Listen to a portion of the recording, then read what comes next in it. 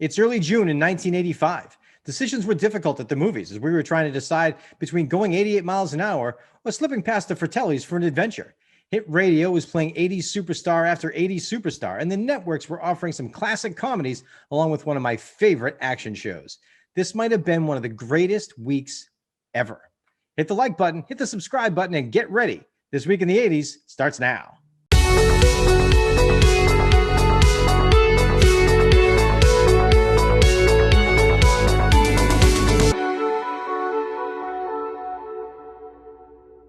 It's the first week of July in 1985, and this list of movies is impressive. Let's start at number 14. That was Return to Oz. They decided to make a sequel to the original like 40 years later, and it did not go well. It had a weak cast, a weak storyline, and the box office results were weak as well. It still ended up at number 14, which is better than any movie I've ever produced. Number 13 on the list, Brewster's Millions. This is John Candy, all right, and Richard Pryor. I don't like Richard Pryor. The movie was okay. It doesn't really stand the test of time as one of the funnier movies that came out of the 80s. But if it's on, you don't have to just necessarily not watch it because it's not any good. It's fine. It's an 80s movie. It's better than whatever's coming out today. Number 12 on the list was a movie called Life Force. This is an early Patrick Stewart movie about vampires from space attacking London. They put a lot of time, effort, and money into making this, and not a lot of people put a lot of money into going to see it. If you have the chance and you have an extra $4, you can get this on one of the streaming services. It's kind of worth it because it's so bad, it's super fun. Up next was A View to a Kill, Roger Moore's last chance at being 007. If you're a Bond fan, it's a fine movie. If you're not a Bond fan, this is just another random action flick. It doesn't stand out as remotely close to one of the best Bond films, but it's not awful either. What's much better about it is the soundtrack, because any soundtrack with Duran Duran is a soundtrack for me. 10th this week, Preetzi's Honor, Jack Nicholson in sort of a romantic action love story. No, don't do that, Jack. Don't. Just, that's not for you. Bringing back more muscles and swords, they went the female route with Red Sonja. They had Arnold do a cameo. It was only supposed to be for a couple of scenes, but they were happy with him, so they kept him around. He wasn't happy with the result of it, and he stopped working with those people. Good thing, because Red Sonja, that's a bomb. When I was looking at this list, I'm going down thinking, that's a good movie. That's a good movie. I love that movie. I love that movie. And usually I watch a few of them to remind myself of how great or how bad they really were. This brings me to number 8, Fletch. First thing you think of with Fletch, that's Chevy Chase. That's a funny movie. Go watch it again.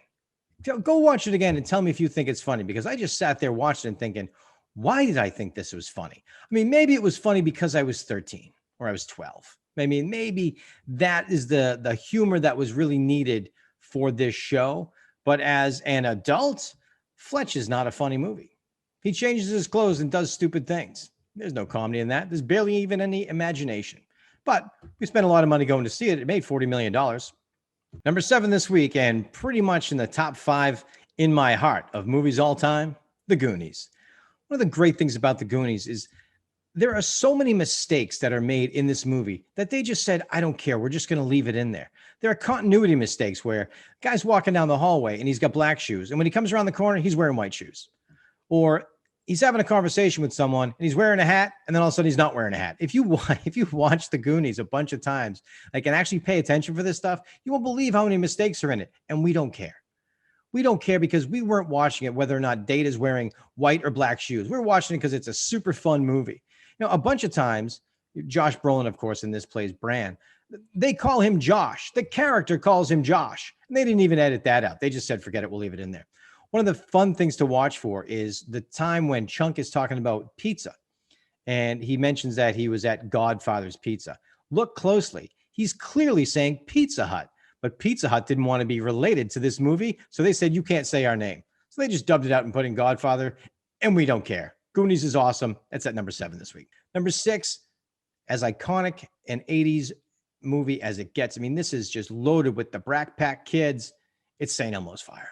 It's St. Elmo's Fire with Rob Lowe and Demi Moore and Andrew McCarthy, like the whole list of gang. Emilio Estevez. You've seen it. I've seen it. One of the interesting things is Demi Moore wasn't actually supposed to be in it. She was in a casting building for a different movie and walked past somebody in the casting crew And they stopped her and asked her if she was an actress because she had the look of what they were looking for. Bang, she's in the movie. Pretty cool. Number 5 on the list, British action adventure movie, The Emerald Forest. Powers Booth in an action adventure movie set in the Brazilian forest where the kid gets abducted 10 years later. He comes back, but he's part of a tribe now, and there's a bunch of hallucinogens and something else. It didn't do as well as they had hoped. The advertising was big on this before it came out, so a lot of people went to see it, but not a lot of people went to see it twice. It fell off the charts after this one. Number 4 this week was Cocoon. It was a fine sci-fi sort of action flick with a pretty cool cast. Don Amici's a great actor. He's one of my favorites from the old guard. Also had Wilford Brimley, Mr. Diabetes. Wilford Brimley in this movie, they're all playing old men. He was only 50. They actually cast him at 50. I mean, I'm almost 50, and I'm certainly not going to be up for a Cocoon 2 or 3 or whichever one they may be trying to make anytime soon, right? Like, how are we just younger or are we just all delusional? One way or another, I don't know, but he was only 50. Rambo, First Blood Part 2, checked in at number 3 this week. Stallone taking on the Vietnamese army. They ended up making a total of 5 of these. It was First Blood, Rambo Part 2, Rambo versus Vietnam, Rambo Part 3, Rambo takes on the Russian army. And then the 4th and 5th one, I didn't bother with because there's no way that they're even worth watching. But in this one, when he's taking on the Vietnamese army, there's a total of 67 kills, 57 of them John Rambo's. Number 2 this week was Pale Rider. That is your typical Clint Eastwood Western. I'm a big fan of Westerns. I've watched so many Westerns. It's crazy. I love all the stories. I love the characters. I love the actors that play them. I got to be honest. The Clint Eastwood characters are generally the same dude every time. Whether it's in Hang 'em High or Unforgiven or this one, Pale Rider, it's Clint Eastwood as a cowboy. I've watched it. I enjoyed it, but if it were this one or another one, I really wouldn't care which one you picked. Number 1 this week, Back to the Future, the original. One of the greatest movies of all time, in my opinion, and one of the easily, if you don't want to give me one of the greatest movies of all time, I'm okay. If you want to pick a bunch of other ones and say they're all better than Back to the Future, that's fine. You're not going to tell me this isn't one of the greatest 80s movies of all time. Everything about this is just fantastic about the 80s. And that's funny because it was set in the 50s.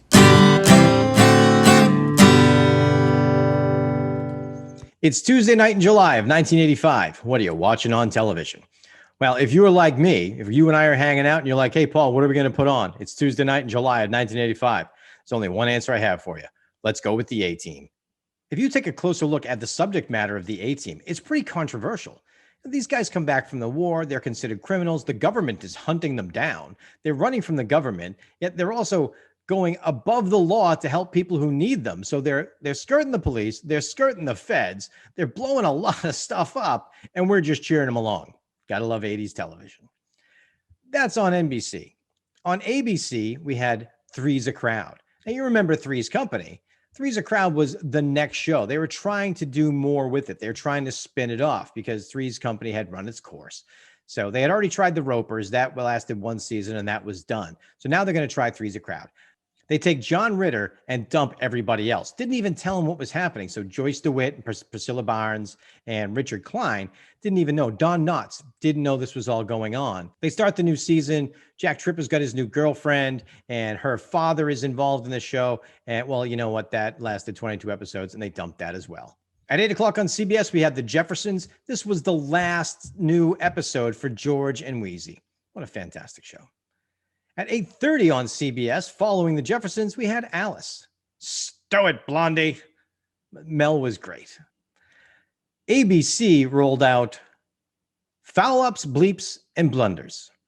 Foul Ups, Bleeps, and Blunders was just another attempt at a non-scripted, typical show. One of the hosts was Don Rickles. Don Rickles was unpredictable, to say the least. Super funny, but his basic entire act was just insulting people. For the first episode, they had a live studio audience, and Don Rickles was Don Rickles. He was funny, and people really enjoyed the show. A lot of people watched it, and it was a little bit of a buzz. The network executives, unfortunately, were a little bit uneasy about old Don Rickles being Don Rickles, so they decided to do the next episode without the studio audience and just throw on the laugh track instead. Audience responded. They didn't like it at all. Shortly after this, that show got canceled. 9 o'clock on ABC, we had Who's the Boss? NBC gave us Riptide, and CBS threw on a movie. At 9:30 on ABC, we had Hail to the Chief. This was a Patty Duke vehicle that lasted 7 episodes. Interesting thing about Patty Duke, though, did you know that she is Sean Astin's mom? So Sean Astin's in the Goonies. You know, he's Mikey in the Goonies. He also played the Fat Hobbit. And his mom is Patty Duke. Unfortunately, neither one of them could have saved this show. Hail to the Chief got canceled pretty quickly. At 10 o'clock on NBC, we had Remington Steele. Pierce Brosnan, before he was GoldenEye, was a PI. That show lasted 94 episodes. At 10 o'clock on ABC, we had Magruder and Loud. Not sure what that is. You don't remember Magruder and Loud? ABC spent a ton of money advertising this. They had it all over their Super Bowl commercials. It was going to be the next biggest thing. You've got Magruder and Loud. There are a couple of cops who work at the same precinct. It's set up like an LAPD type of deal, and they're not supposed to be dating. It's illegal, which is a really good idea, by the way. So they can't date, but they're married, and they live in a duplex, and they pass back and forth behind a secret grandfather clock entrance. How could that not be a superstar winner? 14 episodes later, Magruder and Loud is no longer with us. Are you enjoying this trip back to the 80s with me? Share this link on your Facebook, on your Twitter, and wherever else good links are sold. We've got a pretty good list of music this week in July of 1985. I can imagine driving down the road, listening to song after song, and not having to change the radio station all too often. Sometimes you had to change it right away, though, especially if a couple of these songs came on. You couldn't change it fast enough. Number 40 on the list, Not Enough Love in the World. Don Henley with a forgettable love song. I like Don Henley. I'm not going to bash him for this one, but this wasn't one of his best. 39, Wham! Everything She Wants. You know, Everything She Wants got some pretty hard-hitting lyrics. Somebody told me, boy, everything she wants is everything she sees. Cold. I like George Michael. 38, Find a Way by Amy Grant. Change the channel on that one. 37, Suddenly by Billy Ocean. You know, in 1985, the summer of 1985, I was 12. So whatever was on the radio was just going to be on the radio. But I know the words like most of these songs. Like I'm singing love songs by Billy Ocean as a 12-year-old. I guess it's better than what the 12-year-olds are singing today. 36, Little by Little by Robert Plant. If you're a Led Zeppelin fan, you like this song. If you're not, you certainly don't. I won't tell you how I think. Number 35, The Power of Love by Huey Lewis and the News. Huey's got a whole bunch of great songs. This is one of them. This one isn't just a movie soundtrack song, though. It's a Huey Lewis song as well. Sometimes when a band will do a movie song, it just kind of stays attached to that movie. But The Power of Love is just a Huey Lewis song and a movie song and an 80s song. It's just fantastic. 34, Freeway of Love by Aretha Franklin. 33, What About Love by Heart. They really show off their singing abilities on this one. It's not my favorite song, but I can appreciate their talent. 32, You Spin Me Right Round by Dead or Alive. God, I hate that song. But it's an 80s one-hit wonder, so we got to talk about it. 31, DeBarge. Who's holding Donna now? Not you, DeBarge. Every time DeBarge comes in this list, I roll my eyes, and I just think about the fact that, you know, in 1985, in this instance, we're hanging out, we're having a good time with our friends, and this one comes on, and we're singing along. What's happening? Number 30 is Hall & Oates, Possession Obsession. When I was listening to this one, I didn't remember it. You know, I always make playlists of these so I can listen to them all so I know what I'm talking about. And I can remember what I'm talking about anyway. I always know what I'm talking about. That's not true. Possession Obsession was really like standing out as troublesome to me. And I couldn't figure out exactly what the problem was. After like the third time, I was just like, I know what it is. It's not Daryl Hall. It's John Oates singing. The song itself is forgettable, but at least Daryl Hall's voice could have saved it. It didn't. John Oates at the mic, me at the channel changer. 29, Never Surrender by Corey Hart. 28, Supertramp with Cannonball. Go ahead. Go find Supertramp with Cannonball. Put it on. And I dare you to listen to the entire thing and not just want to gouge your ears out with hot pokers. That's just not a good song. 27, People Are People by Depeche Mode. I like Depeche Mode. 26, Get You Back by the Beach Boys. Beach Boys should have stayed in the 60s. Don't do that to us. 25, Get It On, Bang a Gong, The Power Station. This was half of Duran Duran. The other half went to Arcadia. A redo of a 60s tune. It was pretty decent. 24, Just As I Am by Air Supply. No comment. 23, Shout by Tears for Fears.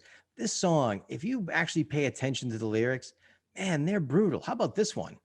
And when you've taken down your guard, if I could change your mind, I'd really love to break your heart. Damn, that's brutal. 22, Tough All Over by John Cafferty and the Beaver Brown Band. The chorus on this one is over and over, things are tough all over. And I counted. They say it 19 times. 19 times. Over and over, things are tough all over. Listening to that song and getting to the end is tough all over. 21, 19 by Paul Hardcastle. This is a tough song. This is just a factual musical experience, and it's still happening today.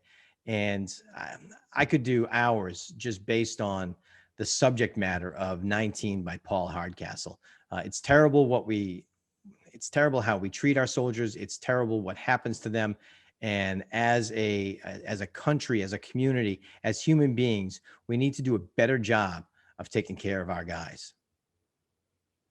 Number 20, In My House by the Mary Jane Girls. That's not a good song.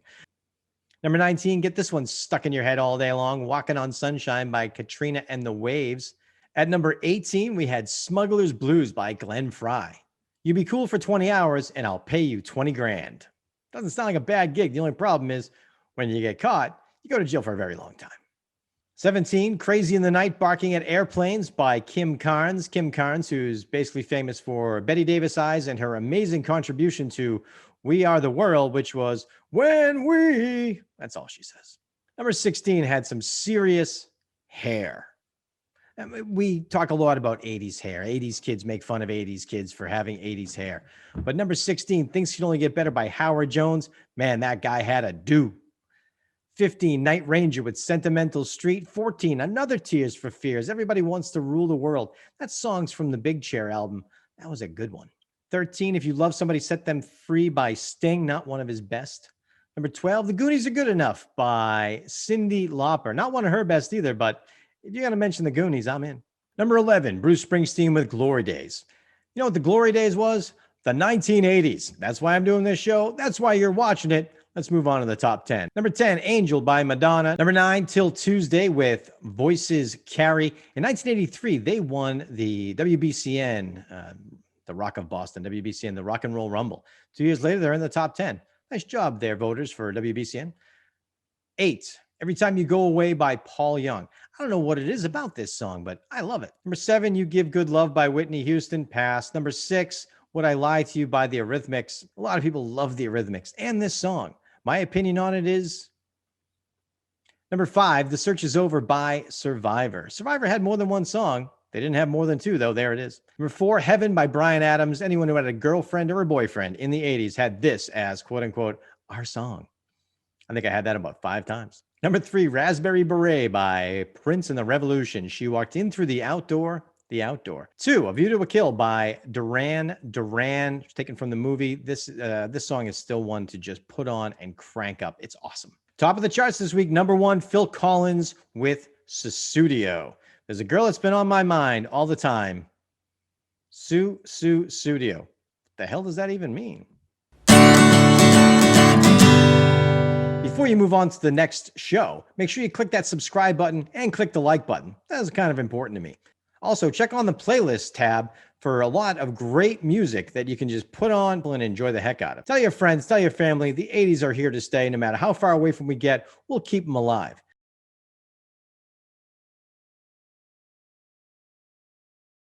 '23, Cheers for Fears.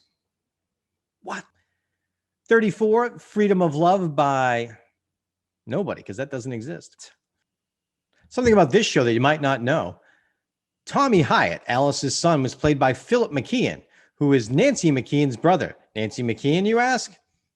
Joe Polnicek from... Not These Are Our Lives. Jesus. Take it back and take it all here. Joe Polnicek from The Facts of Life. But you're not going to tell me this isn't one of the greatest 80s. A weak cast and a weak storyline. And it also had a weak waka, waka, waka, waka. Hey!